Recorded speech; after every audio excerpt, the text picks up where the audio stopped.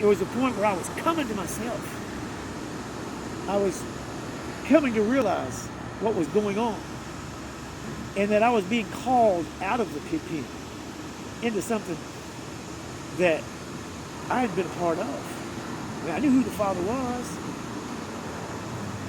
like this young man, but the things of this world, the shiny things, the things that bring temporary pleasure, the sin that brings death, it all looks so good. It all looks so good. And I realized I needed to be in the Father's house. And I didn't know exactly what that looked like at first, but the Lord revealed himself and how to do that in ways.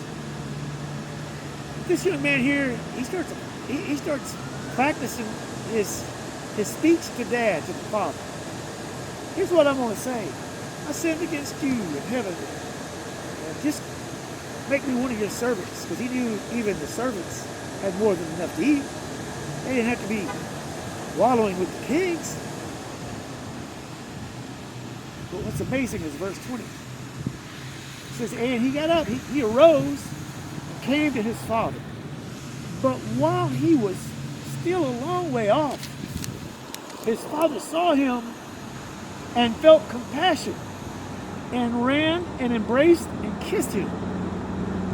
The Sadducees and the Pharisees, they took a gasp when they heard this.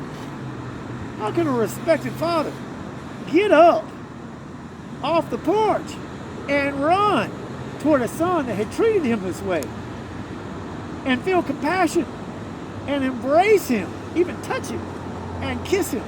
What in the world was this man thinking? The son said, Father, I've sinned against heaven and before you, and I'm no longer worthy to be called your son. But the father said, wouldn't even let him finish his speech. He said to the servants, quickly, bring the best robe and put it on him.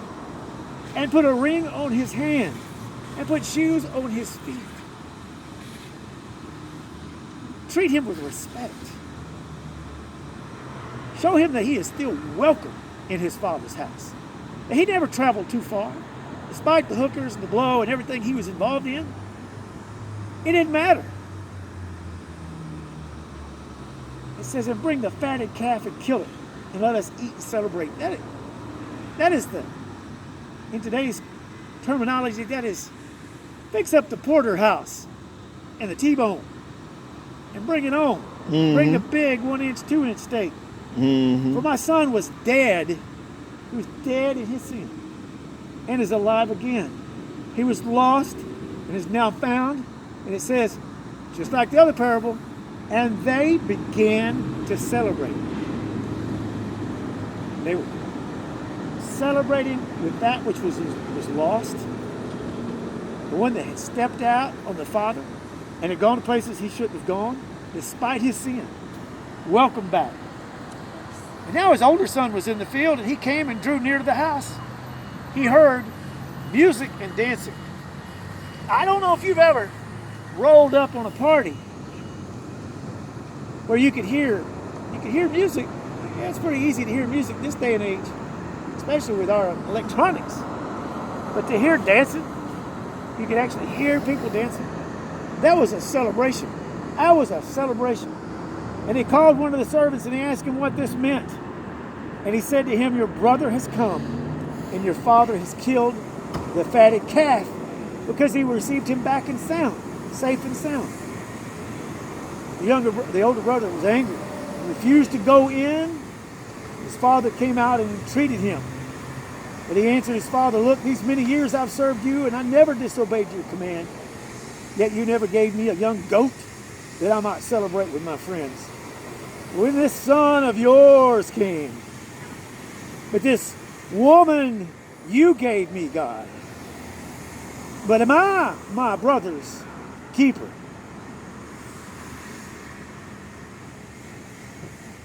It says, when the son come, who had devoured your property with prostitutes, you killed the fatted calf for him. You said to him, son, you're always with me. He said, son, you're up to the older one. You're always with me, And all that is mine is yours. It's fitting to celebrate and be glad. For this brother is dead and is alive. He was lost and is now found.